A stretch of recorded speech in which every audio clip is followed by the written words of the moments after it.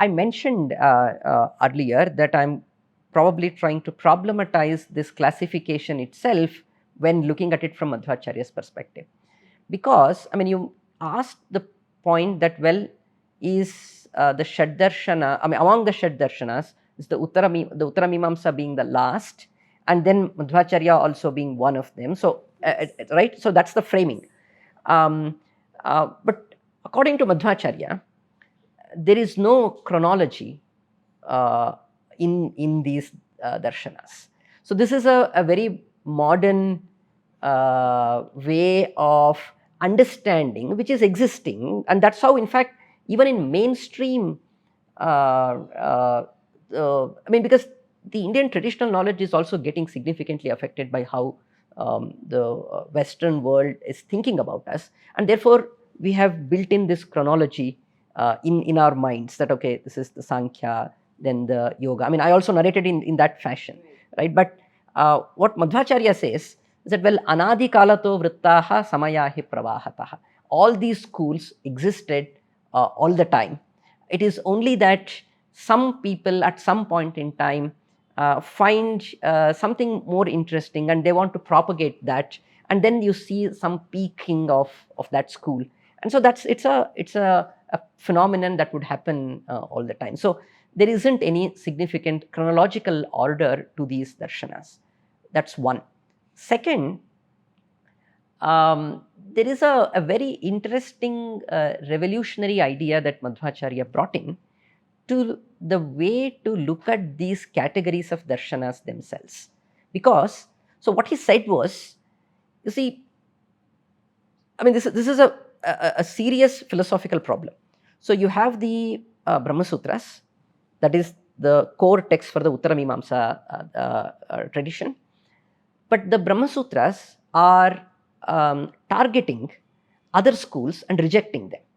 So the Sāṅkhya, Yoga, Nyaya, Vaisheshika, etc. But at the same time, the Brahma Sutra tradition, the Uttaramimamsa tradition, is engaging with the Bhagavad Gita. Bhagavad Gita is a part of the Itihasa corpus, and Itihasa Purana, that Panchama Veda corpus, right? In the Bhagavata Purana, you have Sāṅkhya, the Kapila Sāṅkhya, as a system that is greatly expounded.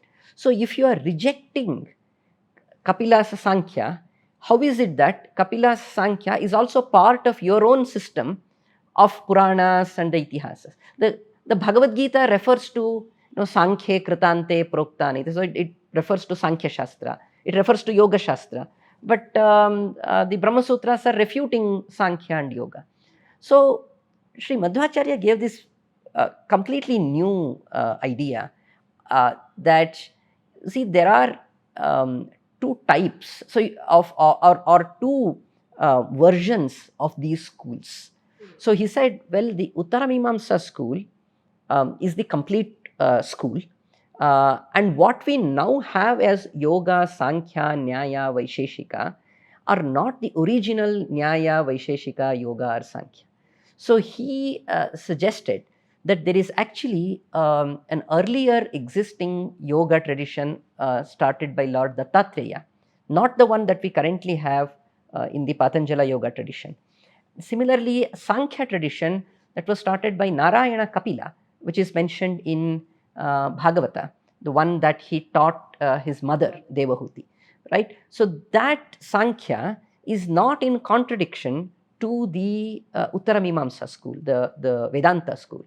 So he was trying to revive some of the lost traditions and say that, well, you see, in many portions, you do recognize that Sāṅkhya, Yoga, Nyaya are discussed in great respect. They're mentioned with great respect, even in the Uttaramimamsa tradition. So how do you make sense of that? So Madhvacharya was arguing that there is a reconciliation possible with all these schools if you go to their originals and not the way in which they are currently in practice. So there is some disconnect that has that has come into the being.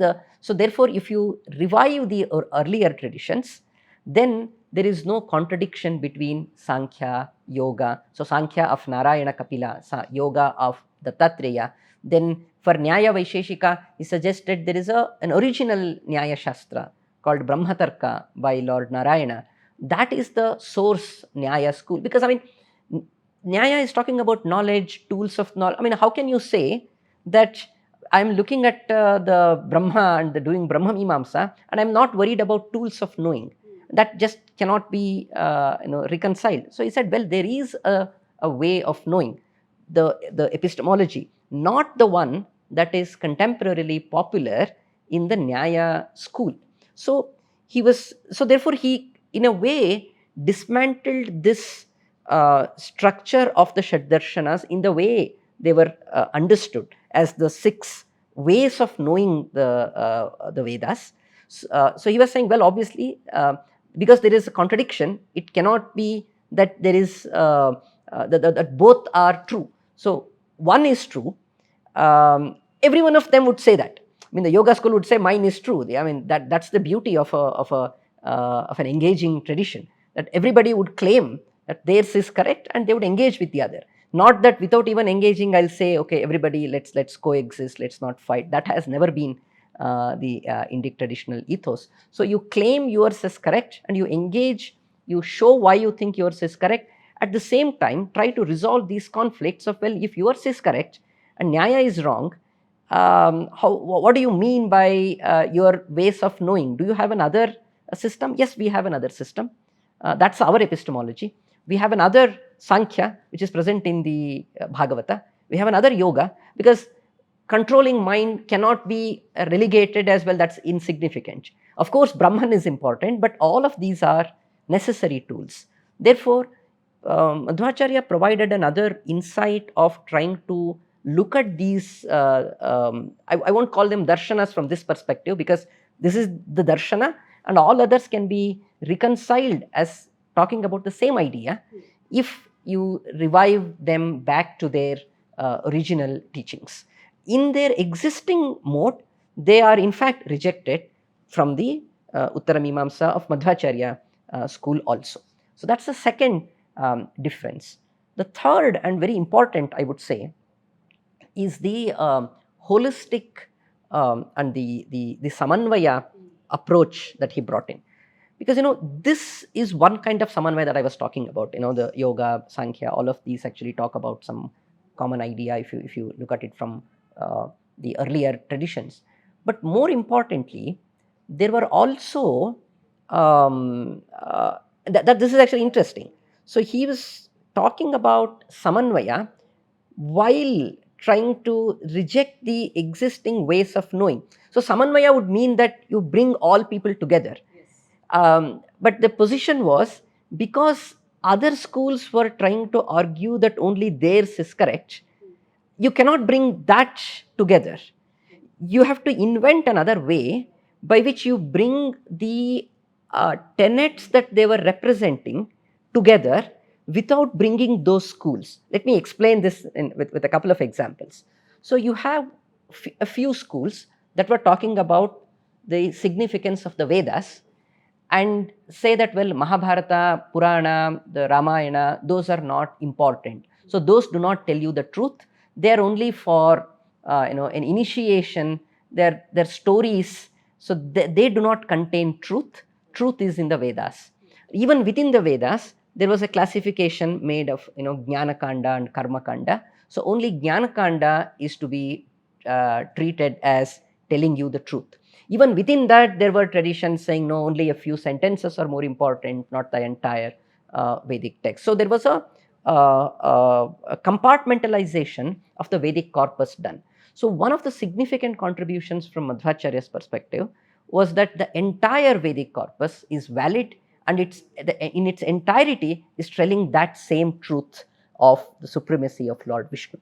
And everything else is followed, can be derived from that principle. So so the problem for earlier schools was, well, if we are talking about the significance of karma, then there is a section in the Vedic corpus that is talking about karma, and therefore we will take that as important.